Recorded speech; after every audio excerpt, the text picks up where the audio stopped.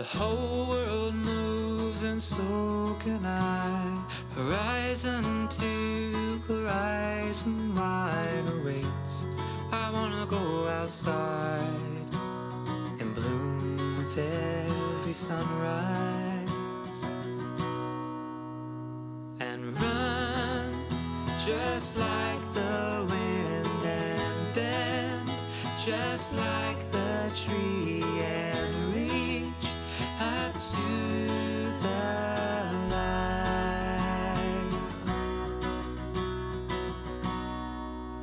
and move.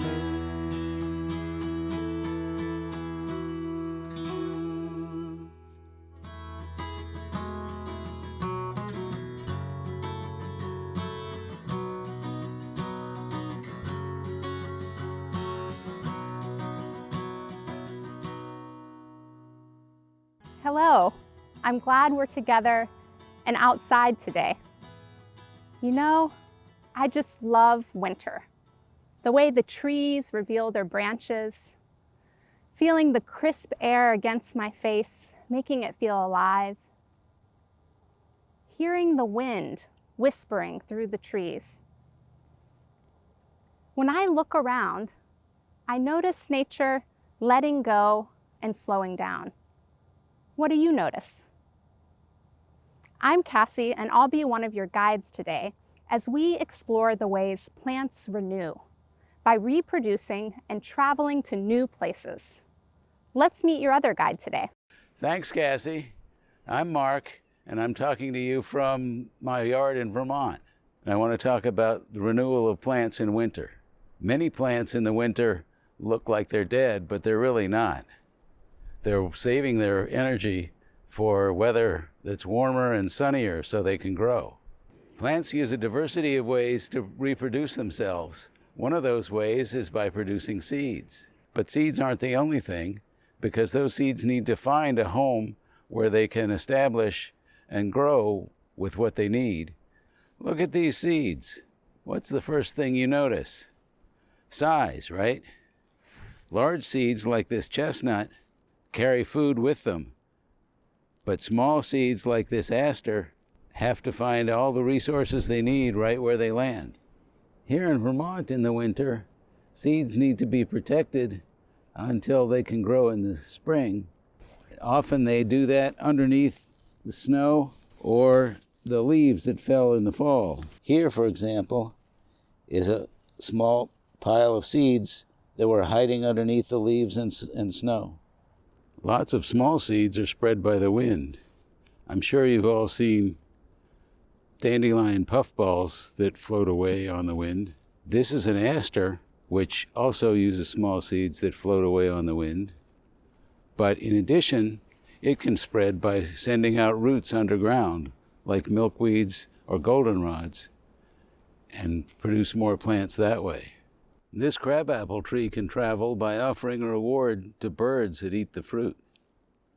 After the bird eats the fruit and flies away, it will drop the seeds along with a bit of fertilizer. I can show you some more ways that plants travel. This is a forsythia bush, which you'll recognize when you see it full of yellow flowers in the spring. It spreads by seed, of course, but it also spreads by an interesting method. You see how it starts over there, branches over here, bends down, and touches the ground again, forming new roots where it touches the ground in a process called layering. This is a raspberry cane, which bends over, touches the ground again, and where it touches, it'll put down new roots and put up a new plant. So now let's walk down to the creek where we can look at some other ways that plants travel.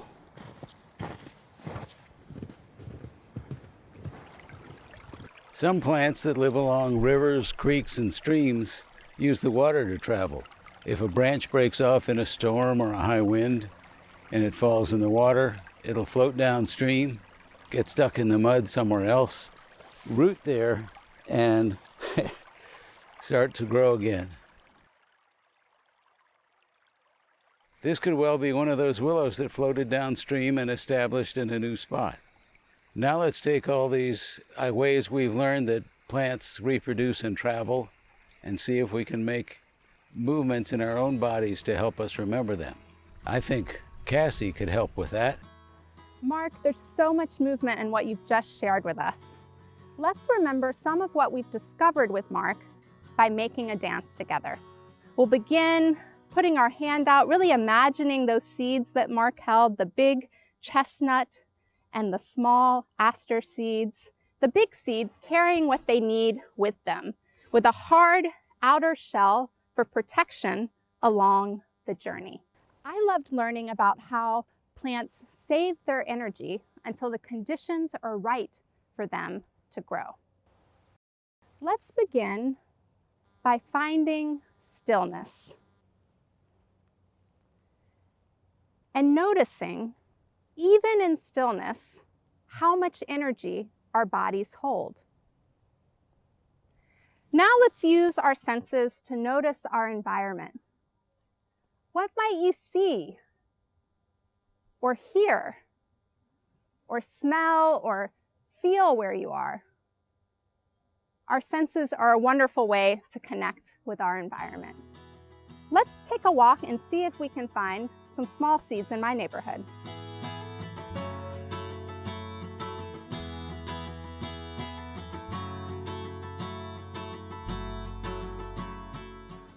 Look, here are some seeds similar to the asters in Mark's yard.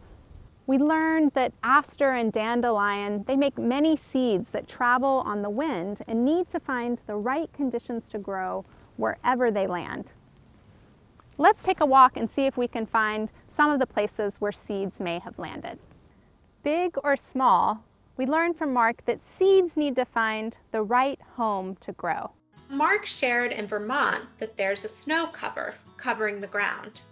And Mark shared with us underneath the snow cover, there's a leaf cover. Now, as you can see, we don't have any snow here in Maryland right now, but there is a nice leaf cover. If we move a little bit of that leaf cover, notice these sort of patches where we can see the ground. I notice that the ground is really wet right now. It's pretty muddy from all the recent rain that we've had. And as I look at this mud, I can even see some seeds that are mixed in and kind of stuck there in the mud. What are some of the other ways we learned seeds travel to find a new home? Right, birds. Let's remember Mark reaching up for that crabapple tree in his yard and how he described the birds eating the crab apples, then traveling to a new location where they dropped the seed with a bit of fertilizer. I was excited to discover that some plants renew and spread without seeds at all. Which plants do this? Right, the forsythia. The forsythia will arc and bend, reaching its tips down to the ground. And when it reaches the ground, it re-roots in a process called layering. For our last movement, let's remember the plants Mark shared with us along the stream bank. What do you think is important to remember about how they travel and grow? Right, they travel with the current. So the willow tree, Mark shared that the branch might break off in a storm or high wind, and then it gets picked up by the current, travels down the stream, where it might then get stuck in the stream bank in the mud, and then begin to root, beginning the cycle of growth all over again. That cycle bringing us back to the beginning of our dance. Let's put all the movements together now. Remembering the seed, big and small. The big seed carrying what it needs with it, its hard outer shell. The small seeds traveling on the wind. All seeds needing to find a home with the right conditions to grow. Noticing the ground where we are. Some seeds getting stuck in the mud. Remembering Mark reaching up for that crab apple tree and the birds eating the crab apples and then traveling to a new location where they drop the seed. The forsythia, arching and bending its tips down to the ground, where it reroots itself in a process called layering. The willow, the branch breaking, getting caught in the current and then stuck in the stream bank, rooting and beginning the cycle of growth again. Now that we've made a dance together, let's try it with some music. As we do the dance, we can remember all we've discovered and how it's inspired each of the movements.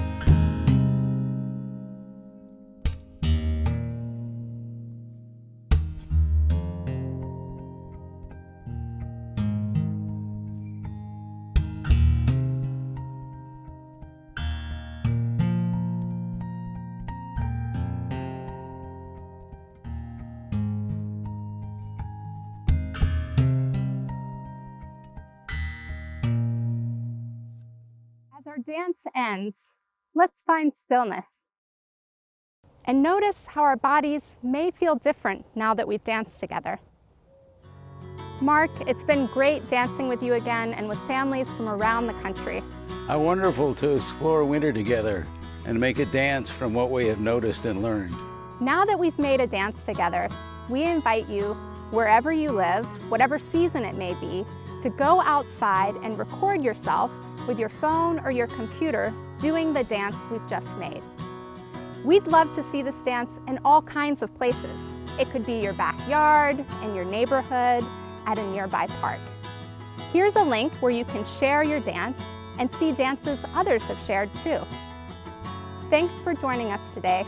Don't forget to get outside, keep discovering and dancing, and we'll see you next time. And run just like the wind and bend just like the tree and reach up to